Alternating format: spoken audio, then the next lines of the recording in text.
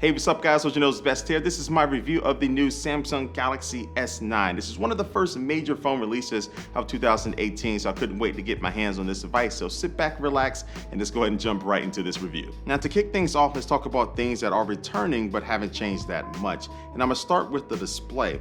Now spec for spec, the displays on the new S9s are going to be identical to the displays on the S8s. Same resolution, same DPI, and also the same size. Now these new S9 displays are going to be a little bit brighter, and also they're going to still be curved on both sides, but I often question how much I'm actually going to be using the Edge software, which really hasn't changed that much over the past couple of years. But other than that, this display is still, again, as I said, close to being perfect. It's super sharp, super clear, really good color accuracy, and it's really not too many things that can go wrong with it. And the next thing returning is water resistance. This phone still is going to be rated IP68, so you can dunk it in water, you can drop it in the pool, you can go outside in the rain, the phone will be just fine. Now as far as battery life, the Galaxy S9 will have a 3000 milliamp battery, and the S9 Plus will have a 3500 milliamp battery. And I would say the battery life can get you all day, but me being a power user and I like to keep my display close to high and keep Bluetooth and Wi-Fi on all the time, I found myself having to charge around 6 p.m. every single day if I started using my phone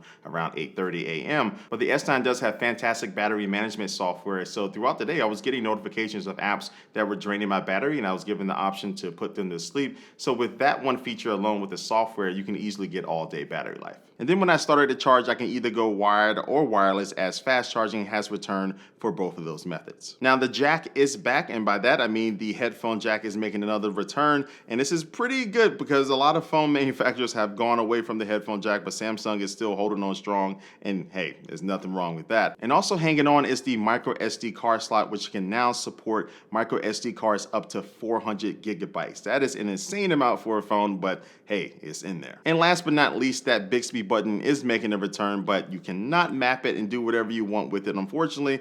And I honestly wish that Samsung would switch the location of the Bigsby button and swap it with the location of the volume buttons, because I find myself throughout the day using the volume buttons a lot more frequently than using the Bigsby button, and I hate having to adjust my grip with the phone to be able to reach those volume buttons. So that's just one thing on my wish list for the Galaxy S10. All right, now let's go to move on to the new or updated things that are in this phone that are probably going to be the biggest things to entice you to buy it. Now the first thing is going to be the location of the fingerprint scanner. It has been moved underneath the camera module, which has been made vertical itself. So this is just simply in a better location, being in the middle instead of in the top right hand corner of the back of the phone. But I still do find myself accidentally touching the camera lens because I find that the fingerprint scanner is still just a little too close to both of the cameras. But this problem did mostly go away from me when I put this particular case from Samsung on this S9, and I think most cases will allow you to be able just to find that fingerprint scanner a lot easier. Oh, and the setup process for registering your fingerprints is the fastest that I've ever used on a smartphone.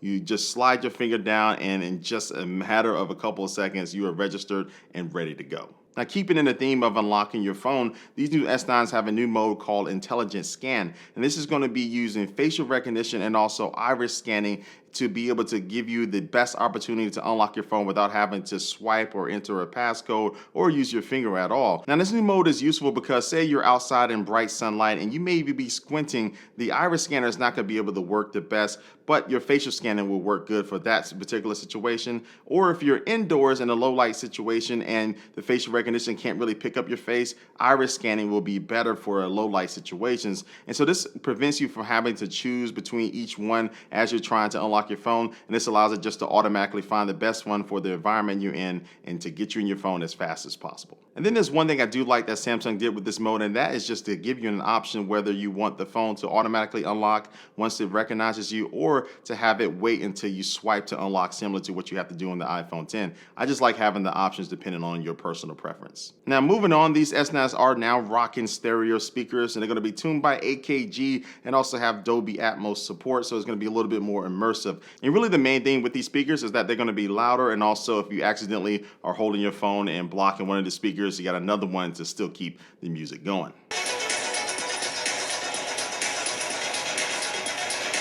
Now usually I go over the specs in the beginning of the video, but bump it, we're going to do it right now in the middle. Now the specs for these new S9s include the Qualcomm Snapdragon 845 chipset, which is going to be a beast. And for the S9, you have 4 gigabytes of RAM, and for the S9 Plus, you're going to be having 6 gigabytes. and both of them are going to be coming with 64 gigabytes of storage. And so when I did a side-by-side benchmarking comparison using Geekbench between the iPhone 10 and the S9 Plus, the iPhone 10 still bested out this phone, but I would say my day-to-day use with the S9 Plus, I have zero issues at all. No matter if I'm recording 4K video, I'm playing a game, when I have 100 apps open, it still ran pretty well. All right, now you know what time it is. It is time for the cameras, my favorite part of any cell phone review. Now the cameras on these new S9s are the main thing that you're going to see people talk about. Now what you're going to get on both of these S9s is going to be a camera that has a variable aperture, and this is going to be a mechanical feature, so it's actually going to be able to close in and out just like your eyes do. And what this is good for is that it allows the camera to be able to switch between f1.5 and f2.4. And the reason why this is beneficial is because if you're outside in bright sunlight, you don't need the aperture to be f1.5. You actually need it to be around the f2.4, so your highlights are not going to be overblown and your picture is not going to be too bright. But if you're in a low light environment, you're going to want to use that f1.5 aperture, so you'll be able to bring in more light to the camera so your picture can turn out a lot better. And so with all the pictures that I took with this phone, I found that it performed well most of the time. In low light situations, it still left a little bit to be desired, especially compared to something like the Google Pixel 2. But for the most part, no matter what situation I was in, I didn't have to do too much tinkering with the exposure or have to go into pro mode. I felt like auto mode was just fine. Now the S9 Plus does come with an extra camera similar to the Galaxy Note 8. So this allows you to use optical zoom to be able to zoom into your subject. And this is going to be allowing for better results than having to use digital zoom, which can be a little bit more blurry and pixelated. But the camera doesn't always use optical zoom, especially in low light situations. So you do kind of have to watch that a little bit. But if you do have decent amount of light coming in and use optical zoom, you're going to be very happy with the results. And the dual cameras on the S9 Plus allow you to do portrait mode, or they call it their live focus mode, or you can switch around to the front facing camera on both of these new phones and do the selfie focus mode as well. Now, if somebody was to ask me to show off one feature of this S9 that will impress them, I would more than likely show them the new Super Slo-Mo mode. And this mode allows you to record 720p video at 960 frames per second. So that means you're going to get some really super slow motion video. And I look kind of stupid saying that, you can't see me now. But anyway, it looks really good. Now it is 720p, so I recommend you be in a really good lighting situation, whether it's in the middle of the day, we have plenty of sunlight, or if you're indoors with really good lights around you, because if you get it in a little bit cloudy day, it doesn't look that great. But once you get it right, the results are really good. Now I also like the fact that you can either choose to manually control when to record in slow motion, or you can let the camera app automatically detect when something fast is happening. So basically there's this little square box, and as soon as something happens, it will record in slow motion, so you don't have to try to time it just right, and it'll just do all the work for you. And then in post, you can now go and edit these slow motion videos. You can play them in reverse, or you can have them just loop over and over again, and it can also automatically add music to it, which does add a nice effect. But my favorite thing to do with these slow motion clips is to create a moving wallpaper out of them. So built into the software, you can go ahead and create a little clip, and you can add this as your lock screen wallpaper, so every time you unlock your phone, it will go ahead and play. So this is a very nice effect, and also when somebody picks up your phone for the first time, more than likely they're going to be like, what is this cool wallpaper? And you can just be like, yeah, you know what? I made that. Yeah, I'm a boss.